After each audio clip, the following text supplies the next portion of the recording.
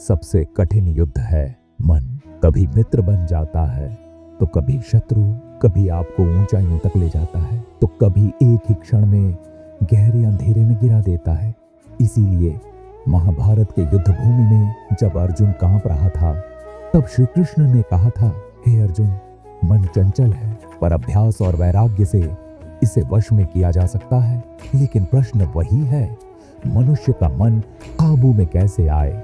आइए धीरे धीरे श्री कृष्ण की वाणी में इस रहस्य को समझते हैं। मन समुद्र की तरह है, कभी शांत कभी तूफानी। अगर नाविक डर जाए तो नाव डूब जाती है, लेकिन अगर नाविक धैर्य रखे तो वही लहरें नाव को किनारे तक पहुंचा देती हैं। श्री कृष्ण कहते हैं, तू नाविक है, मन तेरी नाव है और संसार समुद्र। अब चुनाव तुम्हारा है, क्या तुम नाव को लहरों के हवाले करोगे या पतवार अपने हाथ में लोगे? मन काबू करने का पहला नियम, स्वयं को जानो। जब तक तुम खुद को नहीं जानोगे तब तक मन तुम्हें चलाएगा, लेकिन जिस दिन तुमने अपने भीतर झांक लिया, उसी दिन से मन तुम्हारे आदेश में आ जाएगा। श्री कृष्ण कहते हैं, आत्मज्ञान ही सबसे बड़ा अस्त्र है। जिसके पास आत्मज्ञान है उसके लिए मन कोई समस्या नहीं, एक साधन बन जाता है। दूसरा नियम, इच्छाओं पर नियंत्रण। मन वहां भागता है जहां इच्छा बुलाती है। जितनी अधिक इच्छाएं उतना अधिक बेचैन मन। लेकिन जब तुम कहते हो, मुझे सब कुछ अभी नहीं चाहिए, उसी क्षण मन शांत होना शुरू हो जाता है। श्री कृष्ण कहते हैं, संतुलित इच्छा, संतुलित मन। तीसरा नियम, निरंतर अभ्यास। मन कोई पत्थर नहीं जो एक बार बांध दिया तो हमेशा बंधा रहेगा। यह हवा की तरह है, रोज दिशा बदलता है, इसलिए रोज अभ्यास चाहिए। ध्यान, प्राणायाम, मौन, नाम जप, यह सब मन के लिए रस्सी नहीं, स्नेह का स्पर्श है। श्री कृष्ण कहते हैं, प्रेम से साधा गया मन कभी विद्रोह नहीं करता। चौथा नियम, कर्म में डूब जाओ।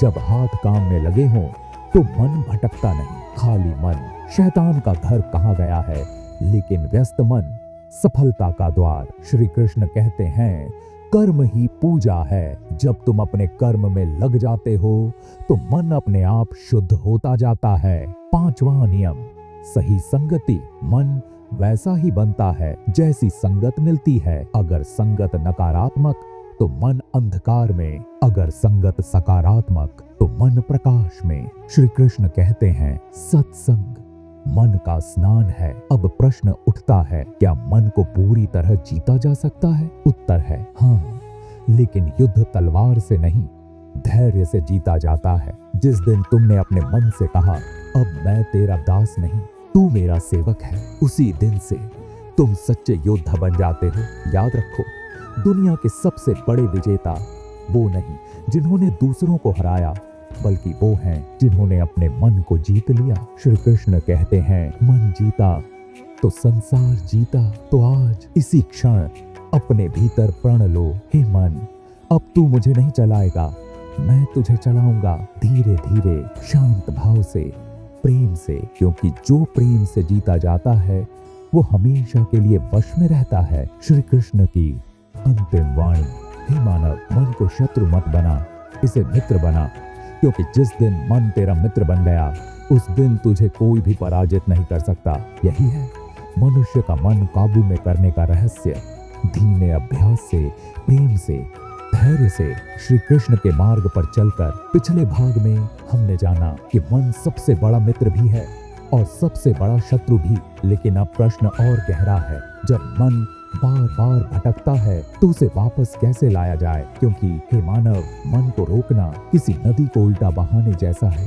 पर याद रखो, नदी को बांध से रोका जा सकता है और मन को ज्ञान से। श्री कृष्ण मुस्कुराकर कहते हैं, हे मानव, तू मन को बल से नहीं, समझ से जीत सकता है, क्योंकि बल से दबाया गया मन एक दिन और भी जोर से उठेगा, लेकिन समझाया गया मन हमेशा के लिए शांत हो जाएगा। पहला गूढ़ रहस्य, मन को देखने की कला। आज तुम जो कुछ भी सोचते हो वो तुम नहीं हो, तुम वो हो जो सोच को देख रहा है। श्री कृष्ण कहते हैं, तू मन नहीं, तू मन का दृष्टा है। जिस दिन तुमने अपने विचारों को देखना सीख लिया, उसी दिन से मन पर तेरा अधिकार शुरू हो गया। अब विचार आएंगे लेकिन बहा नहीं पाएंगे। दूसरा रहस्य, भावनाओं को बहने दो। अधिकांश लोग भावनाओं से डरते हैं। क्रोध आए तो दबा लेते हैं, दुख आए तो छुपा लेते हैं, लेकिन दबाई गई भावना मन में जहर बन जाती है। श्री कृष्ण कहते हैं भाव को रोको मत, समझो और जाने दो। जैसे बादल आते हैं और चले जाते हैं, वैसे ही भावनाएं भी हैं। तो आकाश बन, बादल नहीं। तीसरा रहस्य, मौन की शक्ति। जब तुम चुप बैठते हो, मन शोर मचाता है, लेकिन अगर तुम धैर्य रखते हो तो वही मन थक कर शांत हो जाता है। श्री कृष्ण कहते हैं मौन मन का सबसे बड़ा उपचार है। दिन में कुछ पल बस अपने साथ बैठो, ना मोबाइल, ना दुनिया, ना बातचीत, बस तू और तेरा श्वास। धीरे धीरे मन तुम्हारा मित्र बन जाएगा। चौथा रहस्य, सांस को साधो। मन और श्वास दोनों जुड़वाओं हैं। श्वास तेज तो मन अशांत, श्वास धीमी तो मन शांत। श्री कृष्ण कहते हैं जिसने श्वास को साध लिया, उसने मन को जीत लिया।